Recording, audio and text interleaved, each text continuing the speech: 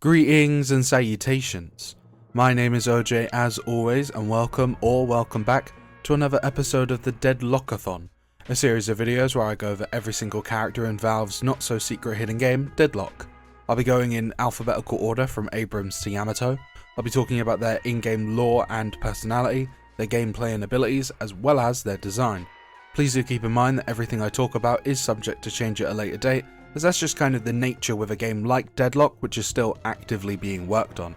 And if you wish to play Deadlock for yourselves, assuming you don't already have access through a previous video of mine, I'll throw my Steam name up on screen, and all you need to do is add me as a friend and subscribe, and I'll give you a code. Terrible plug, I know, but that's besides the point.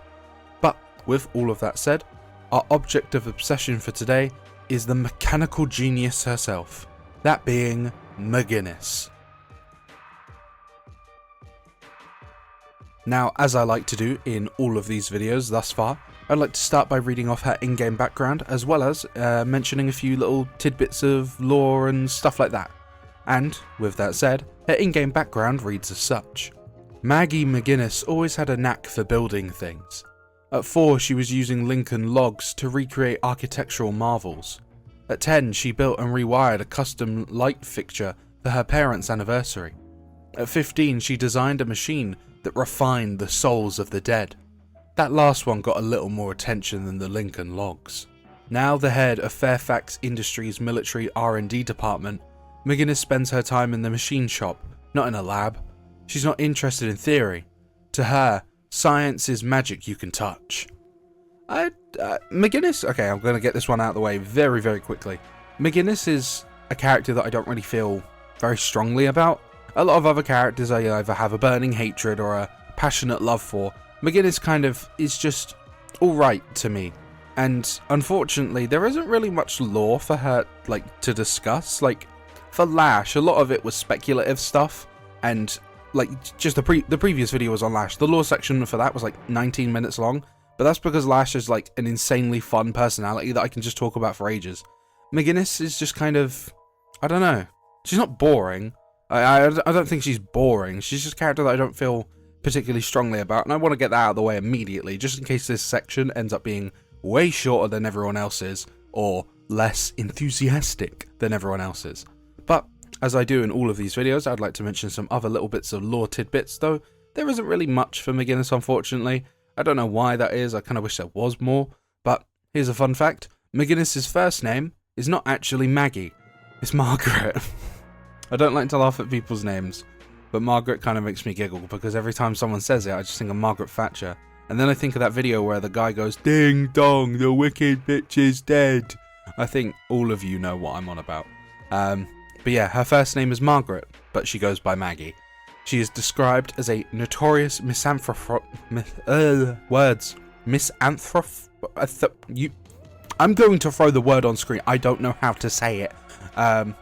Which is cool, I guess. I don't even know. There's some other stuff that we know about, such as Maximilian Fairfax paraded McGinnis incessantly to the New York elite when he first discovered her as a genius teenage inventor. I should mention though, if you do not know who that is, Fairfax Industries is a company that, specializes in mechanical stuff, military stuff, and Maximilian Fairfax is the owner of that business, and also the father of Pocket, who, of course, many of you know, and also Maximilian Fairfax ordered for Pocket to be assassinated. At least speculatory, it's all alleged, guys. Nothing's confirmed. Can't be throwing accusations at the rich and powerful, God forbid. But, yeah, she works for Fairfax Industries, and as a result, Pocket really doesn't like her. Mostly also as well for the fact that she seems to be quite not buddy-buddy with Maximilian, but Maximilian clearly has what would you call it, a protective thing for her per se. She's his golden goose. I mean, the second McGinnis stops producing genius designs not ever seen before, I'm sure Fairfax would kick her to the curb. But for the time being, she's his golden goose, per se, and I think he will probably protect her with all the strength he has. Yeah, that's kind of just it. Like, for her lore, like, at least, like, what else do you want me to mention? She likes to drink beer. That's one of the things listed here. Like, there just isn't enough or a lot.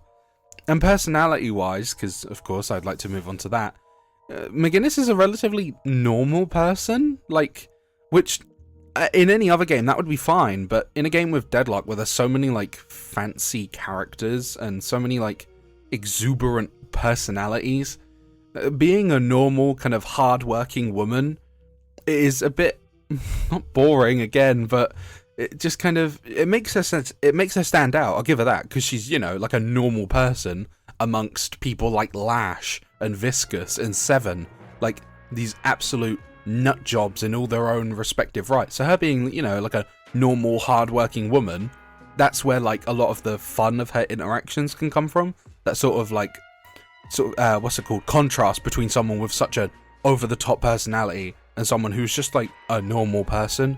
And I will admit, I do actually really like McGinnis's voice. She has a very, like, laid-back, kind of slightly gravelly tone to her voice, which is provided by, funny enough, she does actually have a voice actor confirmed, and said voice actress is known as Bennett Ibarra, who has done a lot of, like, dubbing work for animes and the such. I only really recognized her, like, going through our IMDb page, I only really recognized her as Boruto, like, for the English sub, of course, and the English voice of Junko from Danganronpa, or Dang It Grandpa, as I have said I've said myself on a few occasions. But yeah, I like McGinnis's voice. A lot of, like, what she said is very, like, laid back, very chill. She doesn't really, like, doesn't really shout and stuff like that. But in a game with characters who are just so exuberant and so over the top, I don't know, you kind of just, like, will fall to the wayside if you don't have, like, something about you that kind of stands out. And I don't really think there is anything for McGinnis. I like her, but I just don't like her as strong, like, don't get me wrong, there isn't a single character in this game that I actively dislike. I know someone's going to point out how much I hate Billy, but Billy is very well written, and I cannot deny that, because he is intentionally designed in a way where I'm meant to hate him. So, me having a burning rage for him is actually going to loop back into me liking him, or, more importantly, liking whoever made him, because whoever made him knew how to piss me off, and they did it with Billy. So technically he is a very, very, very good character, and yeah, he's very well written. He's designed to be hateable, and it works. But McGinnis is just kind of there. I don't know. In a game with, like, there's another example, Billy, someone with such a loud personality, someone who's very laid back, like McGinnis just doesn't, she kind of, like, gets hidden in the pile of all these different characters, and I do think that kind of sucks. I feel like probably she's in a kind of similar spot to someone like Holiday, I would say, for me, where it's a character that I don't feel like super strongly for, but I feel like if we learnt more about, I would probably be more interested in them. McGinnis does, funny enough, make an appearance in Lady Geist's visual novel. I did mention that in the Lady Geist video, and funny enough, by some miracle, McGinnis is actually able to make a super-powered ward on Oathkeeper, and to keep him, like, contained for even longer. She really is literally a genius.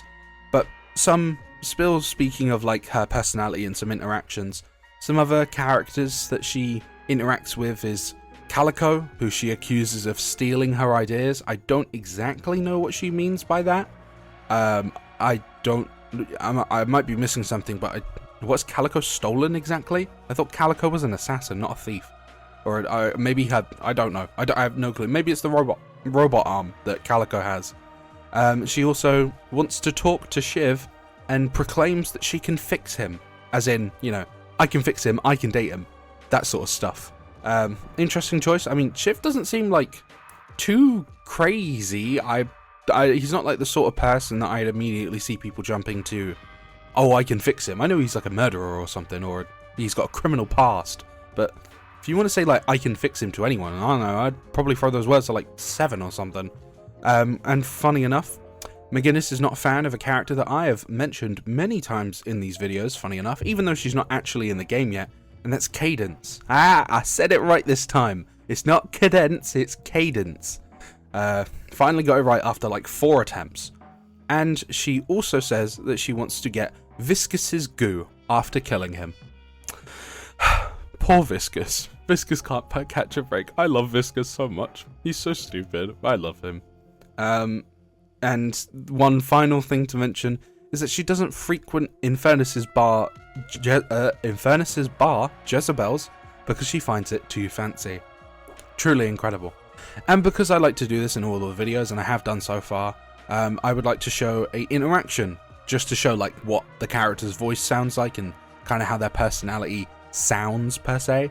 And the interaction I am now going to play with for you is done between herself and my beloved Dynamo. Have you ever considered being an adjunct professor? No, I'd make a really bad teacher. Why do you think that? I don't know how I do what I do, it just comes naturally. If I tried to teach someone, it would probably boil down to me saying, try it again, but don't suck this time. Good God, you'd be the Lash of academia. You say it like that, I kind of want to give it a try. I like that interaction between the two of them. I like that it kind of shows us that McGinnis is actually just a genius, like a born genius. She wasn't raised to be a genius. She doesn't actually really know how she's as smart as she is. She just is. She just does the things that she does without really knowing how she's that good at it. Although I could be misinterpreting that. I don't know. But I like that idea that she's just like incredibly smart but struggles to tell anyone else how to be on her level. The genius part of her is not... It's kind of something that a lot of other characters kind of tease her for. Like, Lash has a voice line between the two of them where he goes like, look, it's the kid genius. Like, he's teasing her for being a kid genius. And, sure, whatever, Lash. Whatever, man. You can just shut up, bro. But, yeah, I don't know. This section is probably way shorter than most of the other characters so far. And that's just because I don't know. McGinnis is just not a character I feel super strongly for. And unfortunately for her, there isn't much lore to really go off of. But then again, that is kind of what comes with the realm of discussing a character that is still actively in development, as is everyone else in this game. But personality-wise, I do like her. I like her voice. Her voice actress kind of carries a lot of her personality for me. The way she delivers her lines in that laid-back, kind of calm, sort of slightly gravelly fashion really kind of clicks with me, kind of scratches an itch on my brain.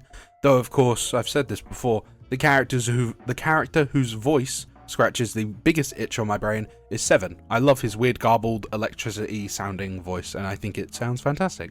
But I'm getting ahead of myself. With all of that lovely lore, there isn't much to actually discuss, as well as, you know, her personality and showing one of her quotes discussed and done and dusted. I would like to now move on to talking about her gameplay. Please do keep in mind that I use OBS to record my audio and gameplay footage simultaneously in the gameplay segments, so if I sound a little bit different, that's why. But with that said, the next section in this video is going to be on her gameplay and her abilities. Right, so here we are to talk about McGinnis's gameplay, but before I do that, I want to let you all know on a little tiny thing that just happened. I recorded this entire segment, gameplay, design, everything, and as I went and said my last piece and went to go click stop recording, do you guys want to know what happened? My internet no, not my internet, my electric cut out. So I lost the entire goddamn recording. So we're gonna have to, so I have to spend another 30 minutes of my life talking about McGinnis all over again. So if I sound a little bit annoyed, maybe I speed up some segments, maybe I don't explain things as much as in depth as I usually would.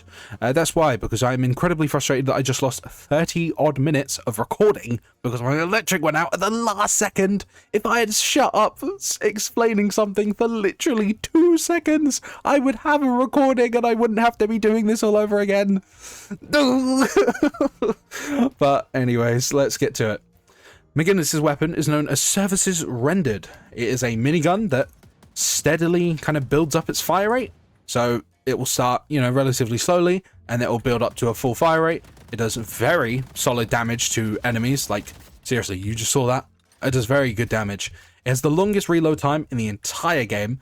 It's very solid in lane, as in you can kind of kill enemies or minions relatively easily, and because of its fast fire rate, you can very easily secure souls. Hell, you have so many bullets you can pre-fire souls to secure them. So very good in lane, very good late game, because if you say, do what I do, where you build into, you know, damage for the gun with like ricochet, toxic bullets, all of that sort of lovely stuff. Seriously, this gun can put out some serious damage, and it's very fun to use, at least in my experience. I like using her gun. I mean, who doesn't like just dumping hundreds of bullets into one singular target? Seriously, why wouldn't you like that? But yeah, her gun's very solid. Admittedly, though, the reload time is ridiculously long, which is why you would buy something like Active Reload, where at a certain point, if you press the reload button again, you can fully reload your gun without having to wait the whole, like, 3 seconds. Neat, right? So yeah, her gun's very solid, very good at doing damage, very good in lane, etc, etc. First ability, it's known as the mini turret, has a 20-meter range. There is a 3-second cooldown between charges if you have charges on it, a 18-second cooldown for, you know, just in base. You deploy a turret that shoots enemies, dealing spirit damage over time. The turret expires after a limited lifetime. Turrets gain 10% health per boon, and they deal reduced damage to troopers and objectives. If you don't know what a boon is, it's this little thing on screen. With each set of like souls you earn, you'll get stat increases. So with those stat increases, you'll also get extra health for your turrets. And they look as such. You hold out your hand, you can see the silhouette of where the turret will go. You throw it, bang, turret, shoots person. Truly incredible. These turrets are very good at suppressing fire, so you kind of, you know, they're not very good like damage dealer. I mean, you can see like the damage looks quite good, but that's after like 10 seconds of uninterrupted shooting. That's never ever going to happen in an actual game. Oh, I must mention that they last for 24 seconds at base. I think it does, yeah, you do get an increase later on. But yeah, they are good for suppressing fire. They kind of exist to just apply pressure to the enemy. Like they've got, at the beginning of the game, they got quite low health, so they can kind of they can get killed very easily. But otherwise, they're kind of just good to be annoying. Like they're going to just kind of flick you a few times, deal like 120 spirit damage, 150, and they just kind of exist to apply pressure to the enemy or to distract them. Say, you know, you're fighting their minions, killing their souls, and they're looking to steal the souls back. You can kind of just throw a turret to apply pressure to them to prevent them from, you know, wanting to peek their head out lest they take some damage from the turret. Scary stuff, I know. And because they deal spirit damage, they do actually, you know, gain benefits from spirit-related items such as Mystic Slow. So the damage they deal will now, say, slow people, or maybe the damage they do applies, you know, spirit reduction and, you know, stuff like that. They can be quite useful, but they're relatively, they're designed for covering fire and the such like that. On their first upgrade, you apply a 25% movement slow. On the second upgrade, you increase their attack range by 10 meters and they get an extra 10% fire rate. And on the third upgrade, you increase their DPS by 42, bringing it to 72, and you increase their lifetime by 14 seconds, bringing it to 38 seconds. To show the movement slow, as well as a weird gimmick with the turret, I'm going to place it right here. And as you can see, when this enemy walks, they kind of get slowed. But another thing I want to point out is that, did you see like some of the bullets just straight up miss? Like, you just saw like that bullet just missed for no reason. Like, for some reason, the turrets can just kind of miss their shots. For some reason, I'm not really sure why they can just miss their shots. And it makes it kind of annoying because characters who are like, who would get pressured by the turret, say someone like Lash, who's incredibly mobile, can kind of just dodge the bullets. Like, he can just dodge the bullets by flying around because the turrets kind of struggle to keep up with them. I kind of feel like the turrets themselves should be hit scan just to, you know, actually make it so they, you know, don't miss their shots. I feel like it's silly that the turrets can miss their shots. But yeah, it's a very solid ability, applies decent pressure in lane and in late game. They can kind of be they can be a real nuisance if you obviously build into them and they have like really, really high damage and etc, etc. And you can obviously get multiple charges on it, so you can have multiple turrets up at the same time, which then applies even more pressure, etc, etc. A second ability is known as the Medicinal Spectre. It is a 15-meter radius, a 6-second duration, which actually scales with Spirit, and a 48-second cooldown. You deploy a spirit that provides healing and stamina recovery to nearby allies. It is 25 health per second. The heal radius is 5 meters, but that also scales with spirit, and the stamina recovery is 15%, which is completely negligible. This thing, the stamina recovery on this thing actually is unnoticeable. Like, say, look, that's how long it took for me to, recover my stamina, and this is how long it takes for me to recover my stamina in the field. Did you guys really notice a difference? Because I certainly don't. I didn't even know it did stamina recovery till I tried to do the recording for the first time. And yeah, no, actually just negligible stamina recovery. But as it says, you can actually increase the radius and duration with your spirit. So late on in game, if you buy, like a bunch of spirit items, this thing can have a huge radius and last for like forever. And with its third upgrade, which I'll get to in a second, it can literally it can heal half the health of some of your tanks, right? So it's a relatively solid ability, but of course, it can be countered by anti-heal items, and more importantly, it's quite good in lane. So obviously when you're, you don't really want to go back to base very often in the laning phase. So of course, this thing can help you stay in lane for longer because of its heal. But yeah, it can be countered by anti-healing items or abilities that just kind of hurt healing as well. Like anything that hurts healing will hurt this ability until you get a third upgrade. But before I get to the third upgrade, on the first upgrade, you get an extra 35% fire rate on whilst being healed by the medicinal spectre. On its second upgrade, it gets a minus 17 second cooldown, bringing it down to 31 seconds. And before I talk about its third upgrade, I actually want to show what the healing looks like. I didn't even do that. But yeah, as you can see, I steadily regain health whilst in its radius, and it heals up to about 150 at base. But then, on its third upgrade, you get an extra 3% max health regen per second, which is why it can do so much healing later on, because now, someone like, say, Abrams, who has 4,000 health, he's getting 3% of his health regen every second that he's in the radius. And remember, the length of time that this thing is up and the radius is increased with your spirit. So, late game, if you built a bunch of spirit items, this thing's going to heal your whole team for 50% of their health. And because it's a max health heal, it can't be countered by anti-heal items and the such.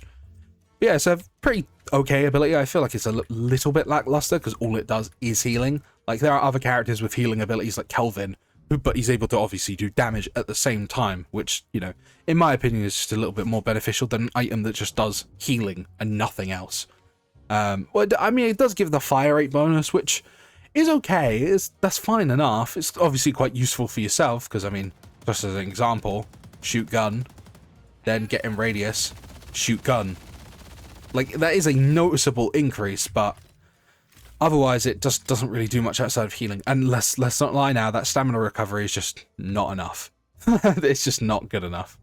But yeah, her third ability is known as Spectral Wall. It has a 50 meter width, I think. It has a 4.5 second duration and a whopping 50 second cooldown. You create a wall that divides the terrain in half. On creation, the wall deals damage and applies slow to enemies nearby. After casting, you can press your left mouse button or 3 to erupt the wall early. It has 60 damage, which scales with spirit. It has a minus 20% move speed penalty if you're hit by it. The minimum range is 6 meters, the impact range is 5 meters, and the slow duration is 2.5 seconds. So when you press the button, you see the silhouette of a wall, and it will just keep going either until it reaches its max distance, or if you press 3 again, you can also obviously remove the wall early if needs be. So you made a bad play and you kind of walled the enemies off from your team when you were trying to actually kill them. But of course, this is what the wall looks like. It doesn't actually have any collision. You can't jump off of it, say you could with a normal wall. And as you saw just a second ago, if you hit an enemy, they'll get kind of pushed back a little bit and, dealt for the damage that it deals. This ability is very good in basically all stages of the game. Obviously, it's hampered early on by its 50-second cooldown, which is huge. But you can either wall off your enemies to secure kills on them. You can wall enemies off from your team to, allow you to heal, say using, your actual healing item or your healing ability. Or you can do what I've done a few times, where you kind of wall off the enemies from their minions, so you can easily get the kills on the minions without actually having to worry about having them steal the souls. Which, I mean, maybe that's probably a waste of a 50-second cooldown, but, getting extra souls whilst denying them their souls, I'd say that's a decent trade-off, because obviously if they're not able to shoot our minions, then our minions will push forward underneath their, their enemy tower, or What are these fellas called again? I actually forget what they're called. But these fellas, like, if you have your minions pushing under there, it makes it harder, or makes it easier for you to steal souls from them, because of course, you know, they can't just like, they have to contend with the fact that you may just go up and shoot the base guardian or whatever. Not base guardian, the guardian, you know what I mean. But yeah, this ability is very good early game because of all the reasons I just stated, but it also can be good very good late game as well, because you're able to obviously like stop enemies from running away, and you can combo that with other teammates. Say like you could block someone from running away, they get hit by the wall, and then Abrams just shoulder charges them into the wall, stuns them, punches them, death, doom, destruction, the whole lot of it. On its first upgrade, you remove 1 stamina if they are hit by the wall, and it amplifies all of your damage dealt by 15% for 7 seconds. Removing the stamina is obviously quite good because it prevents people from getting away even more, and an extra 15% damage just flat to everything you do. So turrets, gun, even your ultimate, etc. It's just straight up good, really. On its second upgrade, you reduce the cooldown to 30 seconds, which makes it far more manageable. And of course, you can always buy stuff like imbue or compressed cooldown, superior cooldown, transcendent cooldown, etc. And on its third upgrade, you add a 0.75 second stun to enemies hit by the spectral wall, which of course opens them up to, you know, extra damage being dealt by you or a teammate, or maybe you can combo stuns if you so feel like it. And of course, it's obviously good to, you know, now they're going to lose stamina, get stunned, get slowed, you know, makes it easier to get a kill on them. It's clearly designed to be used as an offensive tool. I mean, they wouldn't give you a damage amp across the board if it wasn't really, right? But of course, you can also use it as a defensive tool to block enemies from chasing after you and all of that lovely stuff. And I think McGinnis kind of needs it when she only has 2 stamina, which, although I haven't really mentioned stamina counts in a lot of these videos, 2 stamina really, you can really feel it. Like, it really hurts. Like, you do 1 double jump and a dash forward and you are out of stamina, and that's just like 1 dash jump, no stamina. Like, you can get caught out as McGinnis quite easily because you just don't have any stamina. But moving on to her ultimate, it's called the Heavy Barrage, which is where it has a words. You have a 50-meter range, a 165-second cooldown, and you unleash a volley of rockets that home in on targeted location. McGinnis is slowed and is still able to use stamina. You do 22 damage per rocket. It scales with spirit. The amount of rockets shot is 6 per second. The explosion radius is 5 meters. The minimum range is 9 meters. And it has a 13-second duration. And the dash dist, you get a minus 35% penalty to your dash distance. To show what it looks like, you press the button. You kind of see this radius of where the missiles will begin to go. And you obviously get this like zoomed out camera angle. Then when you begin to cast it, you'll get slowed down quite a bit, and your dash distance is way slower. And as you see, you'll just continuously shoot missiles into this radius. And then, yeah, eventually it will stop after either you cancel it or you press the button. You cannot go any closer to you besides that range, so you can very easily counter this ability, or this ability can get very easily countered by people who thrive in close quarters engagements. So someone like Drifter or Abrams can really counter McGinnis when she's using her ult, because it can just get up in her face and just smack her. Though then again, a lot of what McGinnis wants to do can be quite easily countered by getting up in her face, because, pardon me, she's kind of designed in a sense that you want to be like a backline annoyance. You kind of just sit in the backline, dump your mag into enemies from a distance, have your turret shoot at people from a distance, shoot your missiles from a distance, maybe put up a wall to help a teammate get secure a kill. It's like, she wants to be at a further distance away than most characters would in this game. And this rocket, the missile barrage, is a further example of it. And the missile barrage early on can do some serious damage. Like in lane, if you obviously get your ult, like look at the damage. If you just like continuously fire the rockets, you can do some really good damage. And it's a very good pressure tool. Like, if obviously the enemies kind of have to, as you saw there, they did like good damage. So enemies kind of have to hide when you're using your ultimate, because otherwise they can kind of just get melted by the amount of like damage you do. And of course, as I said, it scales with spirit. So if you get a bunch of spirit items like Boundless Spirit, you're going to do even more damage, and you can increase the duration of it as well. So you can shoot even more missiles, etc. etc. Sorry, I had to burp there, but I kind of like breathed in at the same time. That was awkward. That felt horrible as well. On its first upgrade, you apply a 30% movement slow, which makes it even harder to get out of the range of all of the deathly barrage of missiles. On its second upgrade, you reduce the cooldown to 120 seconds from 165, which is, 2 minutes for an ultimate is quite a short cooldown, all things considered. And on the third upgrade, you get an extra 23 damage per rocket, bringing it to 46, and the scaling of the rockets are improved, meaning you're just going to be doing even more damage if you built her for spirit and the such. But yeah, the Heavy Barrage is a very solid ability. It can be useful early game for applying pressure or just obliterating people, and it can also obviously be useful late game for the exact same reasons, but do keep in mind, like the rest of her kit, McGinnis kind of thrives from a longer distance, so she can get quite easily countered if someone gets up close and personal with her. And in my personal opinion, I would argue that McGinnis is like one of the weakest characters in this game. No character in this game is actually bad, like no one in this game is bad, but McGinnis certainly feels way weaker than everyone else. I think it's because so many other characters kind of thrive in a close-up environment, like, as I said, Abrams, Billy, Calico, Drifter, Hayes, Infernus, Lash, like Mo and Krill, Victor, Shiv, Pocket, Yamato. So many characters like benefit or are stronger in a close-up like engagement. So someone who wants to play from a longer distance without the tools to really keep herself at a longer distance can struggle. Like Vindicta likes to play at a further distance away from the rest of the team, but what does she have? Freeform flight. She can just fly. She's just in the air. Like, how is Abrams gonna punch her when she's in the air? How is Drifter gonna blast her away with a shotgun or his shotgun hands when she's in the air?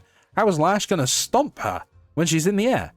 McGinnis has 2 stamina, which is very bad. Like, she, as I said, you can do a dash jump and you're out of stamina. So she, like, I wouldn't say she desperately needs extra stamina, like, as an item, but I would argue she kind of does. And the only thing she has to protect herself is, like, her wall or the damage she outputs. But, I mean, if you're building for damage, you don't really usually have much survivability as a trait. Or, like, you obviously will have survivability, like Siphon Bullets or Spirit Life Seal and stuff like that. But, like, if you're going for damage on her, be a long-ranged damage dealer, you can just get screwed over by anyone that does, like, gets in your face. Like, Billy is, like, a worst nightmare, because he's just obliterate her. Drifter is a worst nightmare. Like, anyone that needs to get up close and personal, but that's, like, half the cast. So, I don't know, McGinnis just feels a bit weak. She's not bad. There's no character in this game that is bad, but gameplay-wise, McGinnis definitely feels like she's missing something. I would probably attribute that to the fact that her medicinal spectre thingy is an ability that just heals. I mean, it gives the fire rate bonus, right? But all it does is heal. And as I mentioned, someone like, say, Kelvin has an ability that heals, but it also does fat damage and reduces their movement speed by 40% and reduces their stamina regen by 40%. Ivy has an ability that heals, but what does it do? It gives your teammate that you're linked to extra fire rate, extra bullet lifesteal, so you're able to fight back against whatever is attacking you. I don't know. McGinnis just feels a bit weak in the gameplay department. Not to say I don't enjoy her, as you just saw here with this build. I just like shooting things and just dumping an entire 20,000 bullet magazine into the enemies and just watching them all die. But of course, you kind of got to be lucky and hope that Drifter doesn't just come and shove his claws in your face. But yeah, McGinnis, gameplay-wise, is kind of fun, but I don't know, she feels like she's missing something. Moving on to her design, the negativity doesn't really stop here. I had an entire spiel, but in the previous recording, but I will shorten it down.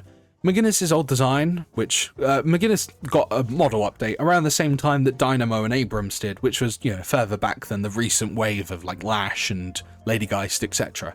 I don't really like McGinnis' redesign. Old McGinnis kind of looked very normal, and I know I complained in the lore segment about her being, a normal character in a sea of, wacky personalities, but her looking so normal did actually kind of help her stand out in a way. Like, you had all these characters who were, like, you had Viscus, who's a green goo man, or Seven, the electric escaped inmate, and Vindicta, blue woman. Like, but then you see a woman who's in, like, an overalls and has, markings of sort of grease and oil on her face. Like, she looks so normal that she actually ended up standing out. It was like a reverse thing. She looked so normal, she ended up actually standing out. But with her redesign, they've obviously tried to make her more colourful and make her brighter to make her stand out more, but I actually think it's made her look more boring. Like, she doesn't have a speck of anything on her, like no marks of any work, no like dirt marks or oil or just smears of dust or anything. Like her old design at least had something like on the cheeks, but like McGinnis has now got like a very clean looking face.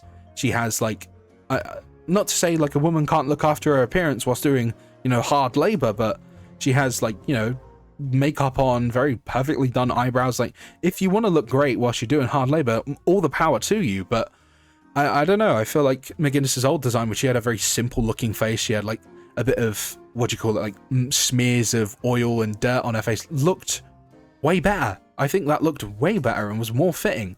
I will admit though, I do like the red bandana in her hair, and I like how it kind of reminds me of the you know, the We Can Do It women's poster. It kind of reminds me of that, and that's a great idea to kind of lean into for McGinnis, because, you know, she's like a child, or she's not a child genius, she's a genius woman working for one of the most expensive companies in Deadlock's universe. And this is the 50s. A woman in a working sort of job that is, you know, predominantly done by men. Like going down the sort of feminist We Can Do It route for McGinnis would really work. I just think she should have been a bit more rugged. Like maybe her muscles should have been a bit more pronounced, her clothes should have been more dirty, her face should be more dirty. But speaking of her actual design, I just don't like how clean it is. Like the shirt is a perfect blue hue, her gloves are not like kind of dirty or rugged in any way, shape or form. Her trousers have like kind of, you know, some semblance of dirt around the ankles and sort of the knees, but otherwise it's relatively like clean. Like she just looks too clean. I do like the backpack thingy though, like the weird missile launcher thing. It's got like the explosive symbol on it. I like the weird healing cannon. I didn't even know how any of this works, but I presume she's like producing souls in here or in there and just kind of converting them into different things like the missiles and her turrets and the such. God only knows where the turrets actually come from. Like she just holds up her wrist and there's like glowing stuff out of her elbow. So God knows where the turret comes from, but yeah, I don't know. McGinnis's design's always just been a bit to me. I liked her old design. It was decent enough. Like it looked, I feel like they should have just gone harder into that. Like they should have just gone more normal, made her look more rugged, look more like she's just come out of work at, you know, the factory or something to fight the patron. Actually, now I think about it, why is she fighting the patron? I don't think she's ever had a reason explicitly stated anywhere. I'm sure someone will tell me if she has, but yeah, I don't know. She just, I feel like her redesign kind of just made her look more boring in an attempt to make her look more stand out-ish with, you know, brighter colors and the such. They've actually gone backwards and made her look more boring in my opinion. And admittedly, I'm probably just mourning the loss of how she looked in the visual novel, like the Lady Geist visual novel. She wore a dress in that at like the gala scenes that Lady Geist went to, and wow, her arms, like damn. I am not shy. I am shy, but like a muscular woman, that's kind of my deal. I rock with that heavy. And McGinnis looked really, really lovely, really, really gorgeous in the visual novel. But maybe I'm just mourning the loss of that. But yeah, I don't like her redesign. I'm gonna be completely honest. I just think it's a kind of a step backwards for what McGinnis kind of is. She's a very normal person, and I really liked her original design. I think her design and voice, her OG design and voice, kind of worked really well in tandem with one another. I think this new design just doesn't really work for the mental image I kind of conjured up for McGinnis. But yeah, with my negativity, well, my critiques out of the way, I'd say this is the end of the video for the second time. I'm still really annoyed about that. I do apologize if this segment is, you know, way shorter than it usually would be. I do apologize. McGinnis is just not really a character I feel super duper strongly for. So to have to record an entire like 30-minute segment of her video all over again for a character I don't really feel much strong feelings for, you can imagine, you can understand why I'm a little bit peeved, as they say. But yeah, this is the end of the video. Like, comment and subscribe if you enjoyed it or if you feel so inclined. Hope you have a lovely rest of your day, whether that be a good morning, afternoon, evening, etc. And the next entry in this series is going to be none other than the rich vampire bat herself, Mina Ha.